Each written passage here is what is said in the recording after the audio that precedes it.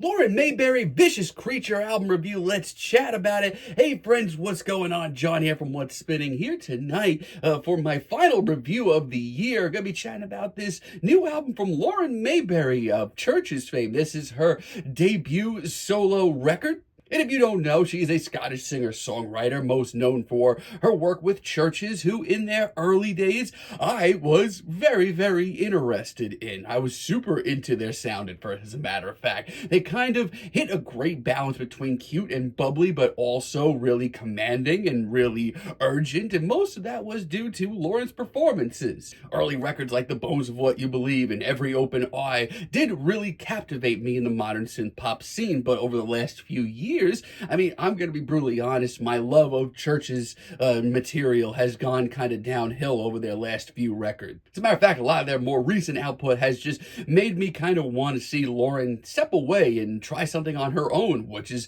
absolutely what we get here. But leading up to this thing, I haven't been really vibing on a lot of the singles. As a matter of fact, I feel like we deserve a little bit better, and yeah, I feel like we do. I mean, Lauren's teased a solo project for a while now, and after all these years, I'm just kind of underwhelmed with a lot of this record. Like Crocodile Tears, which dropped a few weeks ago, I did a reaction to this track, and sadly, my thoughts on it really haven't changed that much. When you break it down, I feel like this track actually has a lot of great pieces to it, like that big hook and the 80s feel to it. And lyrically, Lauren bears a lot, but we can do better, I feel like. I don't know why, but half of this track just sounds like she's trying way too hard to be Carly Rae Jepsen. Shame just gets ugly. It's a very glitchy and bubbly pop tune, sure, but it is trying way too hard. Like, it sounds edgy and different from a distance, but when you really look at what's going on, it's not that exciting. Like, truthfully, at least for me, this track ends up being more of an annoyance than anything interesting. And Lauren just sounds like she's bored on the verses half the time. And it's a shame because lyrically, once again, she did step up to the table, but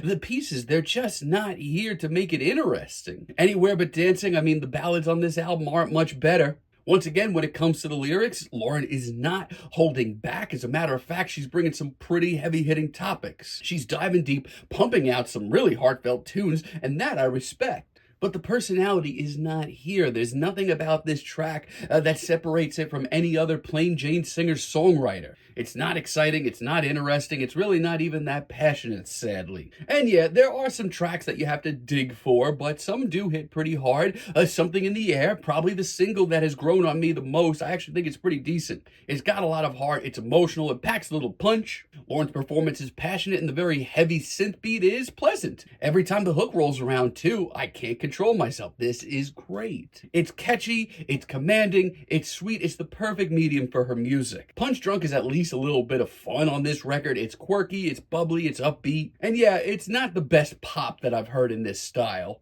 But it's got some personality to it. It's got some pep in its step. Plus, in Lauren's own way, this is definitely her kind of freaking out a little bit. It's just enough to wake me up a little bit. Really do love Oh Mother as well. As a matter of fact, maybe the best cut on this record. It is a very impressive ballad. It's sweet, it's endearing, it really hits hard. And no, it's not electric or an anthem or larger than life, but it's done really sincerely. Like I said, you know, there's pieces of a truly great pop record on this album. You just need to look around for it a little bit more. Sorry, Etc. is also a very good deep cut. This one punks up the energy a little bit, and I did need that.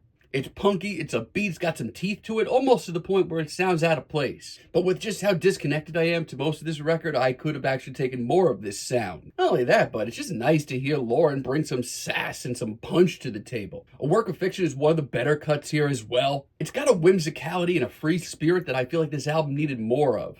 It's got some life. Lauren sounds full of passion here.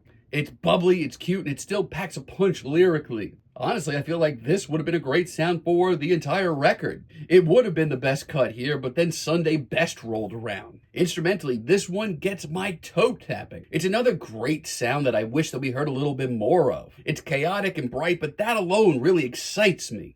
We also get another stellar performance from Lauren, and that excites me too. It sounds like an anthem. I wish we got this sound for the whole record. It's what I was expecting. Oh, honestly though, outside that, this album's pretty tough to get through at times. Change Shape, another single from this album that really missed the mark. I mean, the beat is certainly quirky and colorful and bubbly, and a pissed off Lauren Mayberry sounds great. What doesn't sound good about this track is everything else. Lauren's performance on this cut is so stiff.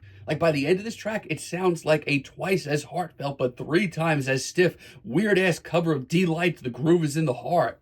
Oh, and Mantra is just disappointing. I think it's the worst track here. I really didn't need another sort of laid-back ballad that just drifts along and doesn't really punch at all.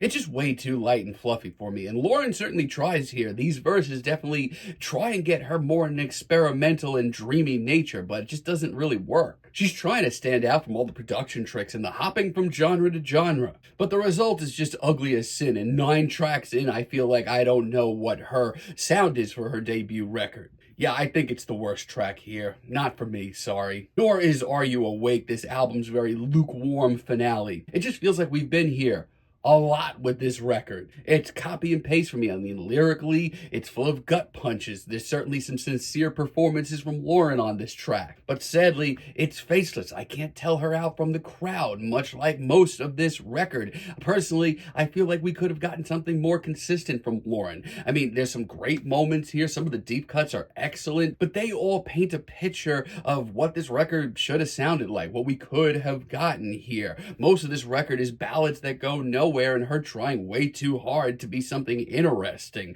I just wish that she would have been herself a little bit more. I'm feeling a decent 5 on this record, but let me know what you all think down below. If you like the video, be sure to give us a like, give us a subscribe, and let me know down below what you would like for me to chat about in the future. And until next time, have a great day, friends.